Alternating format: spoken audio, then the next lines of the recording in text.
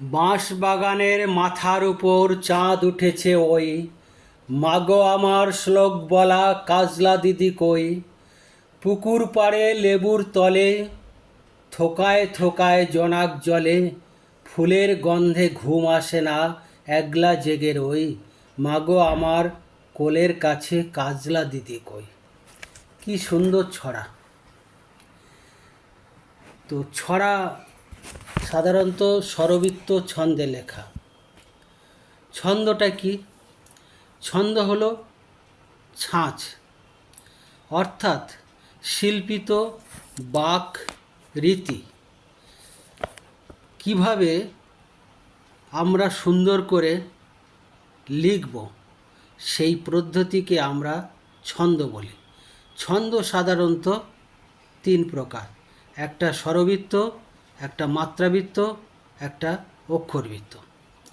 তো এই যে বাঁশ বাগানের মাথার উপর চাঁদ উঠেছে ওই, এটা ছড়ার ছন্দে লেখা। ছড়া সাধারণত স্বরবৃত্ত হয় এবং স্বরবৃত্ত চার চার মাত্রায় লেখা হয়। সে চার চার চার দুই হতে পারে, চার চার চার এক হতে পারে, চার চার চার তিন হতে পারে।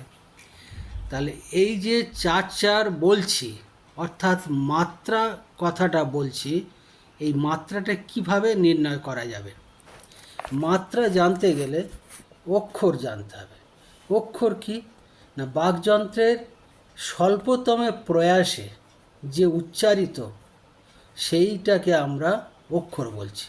যেমন ধরুন কাহিনী। কাহিনীর মধ্যে কা যুক্ত হি যুক্ত নি, অর্থাৎ তিনবার উচ্চারিত হলো, বা তিনটে সিলেবাল বলতে পারেন, কা যুক্ত হি যুক্ত নি। সুতরাং প্রত্যেক সিলেবাল বা প্রত্যেক অক্ষর স্বরবৃত্তে একমাত্রা করে পায়। এবার এই যে অক্ষর, এটা আমরা দুভাগে ভাগ করি। একটা হচ্ছে মুক্তাক্ষর আর একটা বদ্ধাক্ষর। মুক্তাক্ষরকে বলা হচ্ছে স্বরান্ত, আর বদ্ধাক্ষরকে বলা হচ্ছে ব্যঞ্জনান্ত। তো যেমন ধরুন একটা শব্দ বলছি, আমাদের। আ যুক্ত মা যুক্ত দের। আ আর মা এ দুটো স্বরান্ত বা মুক্তাক্ষর, আর দেরটা হচ্ছে ব্যঞ্জনান্ত বা বদ্ধাক্ষর। কিন্তু স্বরবৃত্তর নিয়ম অনুযায়ী একটা সোজা মাত্রা, হিসাবটা ভীষণ সোজা, কারণ মুক্তাক্ষরও এক মাত্রা, বদ্ধাক্ষরও এক মাত্রা। সুতরাং এই যে আমাদের এই শব্দটা আমরা দুটো মুক্তাক্ষর একটা বদ্ধাক্ষর পেলাম, কিন্তু যেহেতু মুক্তাক্ষর একমাত্রা, বদ্ধাক্ষর একমাত্রা, তাই আমাদের আ যুক্ত মা যুক্ত দের, সুতরাং তিন মাত্রা। এখন আমাকে ওই যে বাঁশবাগানের মাথার উপর চাঁদ উঠেছে ওই, এই যে প্রথম লাইনটা চার চার চার এক আছে কি না সেটা একটু আপনার একটু দেখে নেওয়া যাক। যেমন বাঁশ বা গানের এই প্রথম মানে পর্ব, এটাকে চারটে পর্ব আমরা ভাগ করছি। পর্বটা কি না, একক প্রয়াসে যতটুকু উচ্চারণ করা যায়।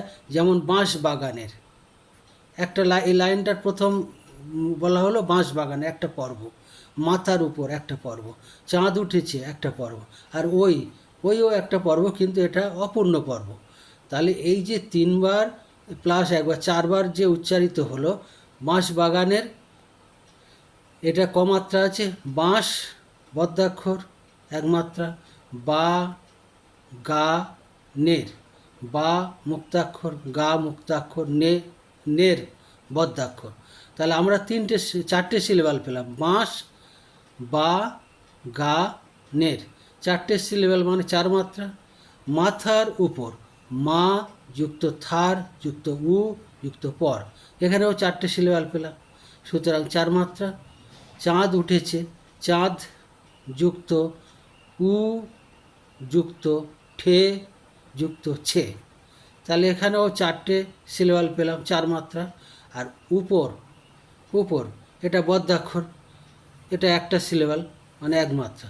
তার মানে বাঁশ বা গানের 4 মাত্রা, মাথার উপর 4 মাত্রা, চাঁদ উঠেছে 4 মাত্রা, আর ওই 1 মাত্রা।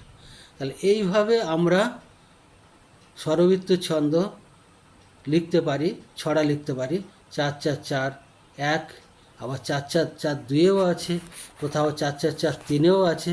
যেমন 4-4-4-2-এর একটা উদাহরণ দিচ্ছি। অশোক কুঞ্জ ঊর্ধ্ব ফুটে প্রিয়ার পদাঘাতে, বকুল হতো ফুল্ল প্রিয়ার মুখের মদিরাতে। অশোক কুঞ্জ 4 মাত্রা, ঊর্ধ্ব ফুটে 4 মাত্রা, প্রিয়ার পদাঘাতে, অর্থাৎ 4+2, অর্থাৎ কী দাঁড়ালো 4-4-4-2। আবার 4-4-4-3-এও আছে, যেমন ভয় পেও না, ভয় পেও না, তোমায় আমি মারব না, সত্যি বলছি কুস্তি করে তোমার সাথে পারবো না। তাহলে পারবো না 3 মাত্রা, সত্যি বলছি 4 মাত্রা, কুস্তি করে 4 মাত্রা, তোমার সঙ্গে 4 মাত্রা, পারবো না 3 মাত্রা। তাহলে আমি যদি স্বরবৃত্ত ছন্দে 4-4-4-1-এ লিখি, 4-4-4-1-এ পুরো ছড়াটা লিখব। 4-4-4-2 দিয়ে শুরু করলে পুরো ছড়াটা 4-4-4-2-এ করব। আর যদি 4-4-4-3-এ লিখি, পুরো ছড়াটা 4-4-4-3-এ করব। সুতরাং আজকের আমি স্বরবৃত্ত ছন্দ সম্পর্কে কিছু বললাম। পরবর্তীকালে হয় মাত্রাবৃত্ত নতুবা অক্ষরবৃত্ত ইত্যাদি নিয়ে আলোচনা করব। নমস্কার, ভালো থাকুন, ধন্যবাদ।